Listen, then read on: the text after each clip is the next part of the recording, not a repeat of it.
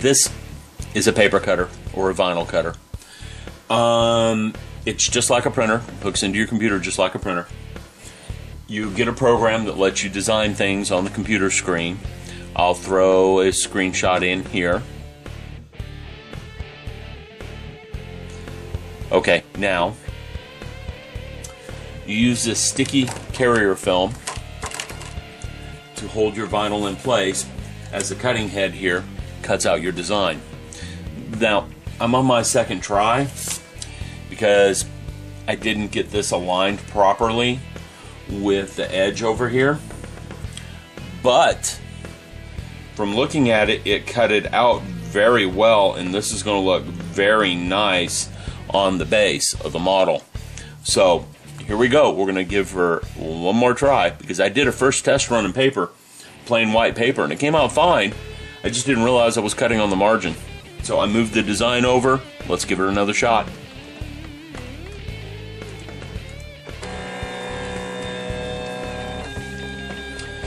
You can tell it's noisy.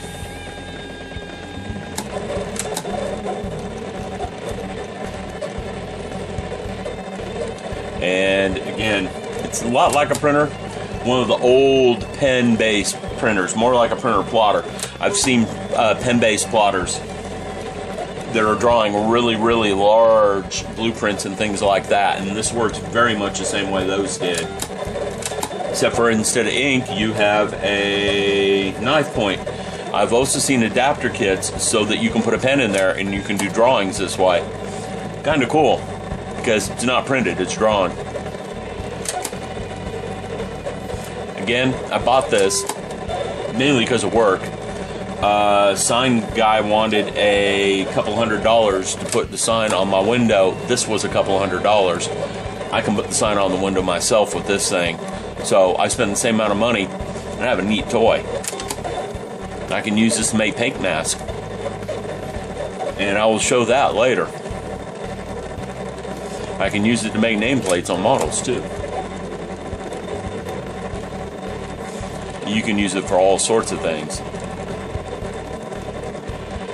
It's mainly the scrapbookers that are using these things right now. It's working on the last bit of the Corsair.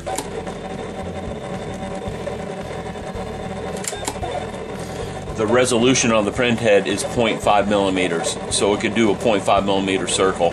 Anything smaller than it can't do. It's working on the 2 part now.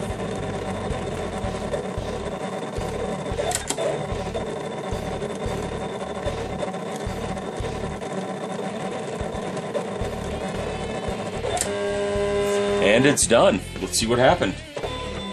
Unload the media. Okay. I'll be back because what I need to do is peel away the backing. Because right now, no matter what I do with that camera, you're not going to see this. I have to peel away the backing so it just leaves the letters behind that I want to put on the nameplate. Then I get some transfer film and put the letters down on the transfer film and move it over.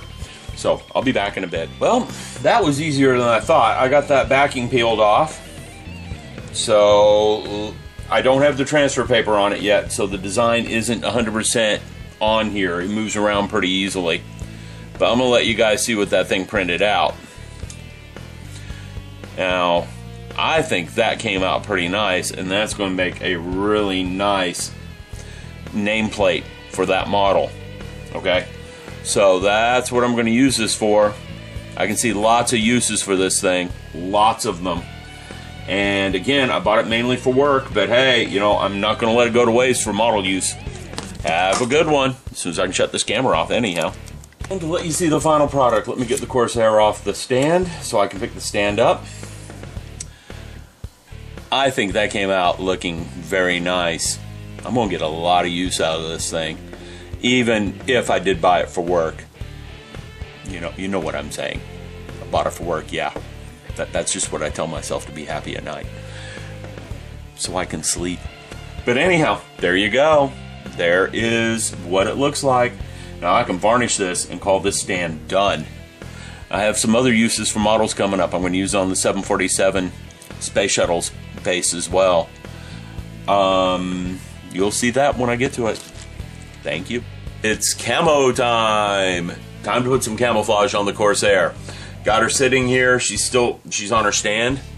I think that stand came out very well. I think that looks very nice. It's nice and glossy and shiny. And I think it's going to be a great accent to this Corsair. Now, I'm not going to use Play-Doh on this. Too many people gave me warnings about Play-Doh. So what I'm going to use instead is Silly Putty. I got myself a lot of Silly Putty to do the camoing with. Some of you suggested blue tack, and I'm not even sure where to find blue tack, so I'm not bothering. I know where to get Silly Putty. So I'm going to get some Silly Putty on her, and it's pretty much just laying the Silly Putty out on the model where you don't want the secondary color to show. The Silly Putty acts as a mask, so I don't have to do taping. I'm not going to videotape this part. Do you really want to watch me put Silly Putty on top of a model? I'll come back and explain any trouble I had and show you the finished product with the Silly Putty on it. So back in a bit. Okay, I'm back. This is not very hard to do, and it requires a lot less Silly Putty than I was afraid it would. Silly Putty has some really interesting properties, okay? I forgot the exact term for it, but it isn't really a liquid. It isn't a plastic.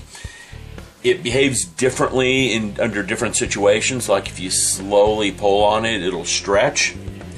But yet, if you quickly pull on it, it breaks.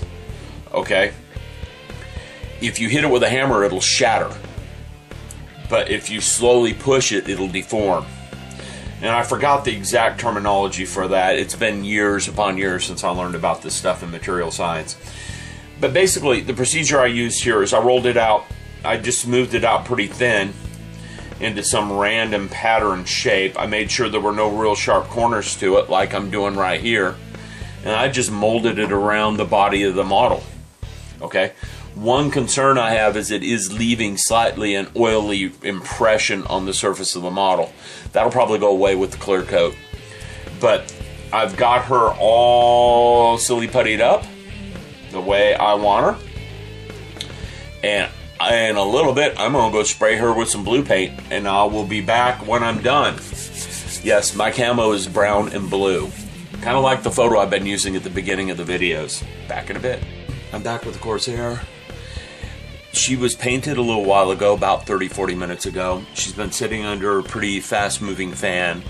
So the paint's is dry to the touch, but it's not cured. So I can't roughly handle her. I'm going to start pulling the Silly Putty off.